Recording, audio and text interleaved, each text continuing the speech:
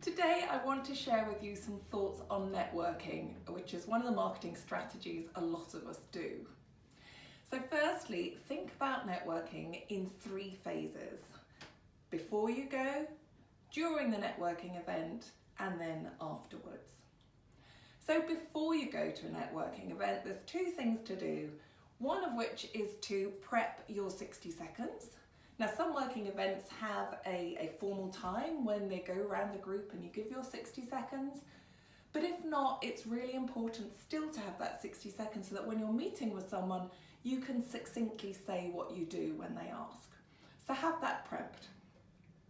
If it turns out to be a 20 seconds, at least you've got it down to 60 and you can chop it down quickly at the right time. The second bit of prep is to look who else is going. Now, most networking events, I find you can find that out beforehand. Either there's a list sent out or you can look on the website.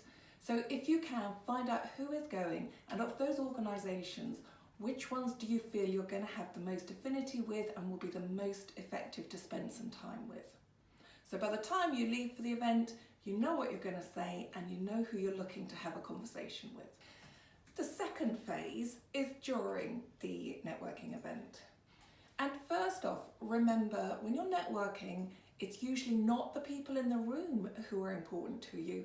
It's understanding the people in the room and the networks that they have. That's the most likely place where future business is going to come from.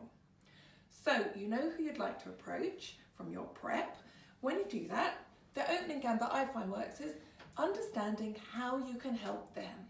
So rather than starting off with spouting about what you do, let's find out about what they do, and most importantly, how can you help them? When you've had that conversation, the likelihood is, of course, they're going to then ask you, how can I help you? So you flick into that conversation. By that stage, you might have identified whether there's some benefit in having a further conversation, in which case agree to do that outside of the networking so that you can then get on and make the most of the rest of the people in the room. So you might close the conversation by introducing your conversation partner to someone else in the room who feels like a good connection for them, and then you can move on and start your next conversation, repeating the sequence. What you're doing at networking is beginning that know, like and trust cycle. So this is where you're getting to know people and starting to get to see, is there a chemistry here? Do you like each other? Because that's going to have to happen before they're going to be ready to give you referrals to their network. This then brings us to what to do after the networking event. And this in reality is where the effectiveness of your networking is either made or not.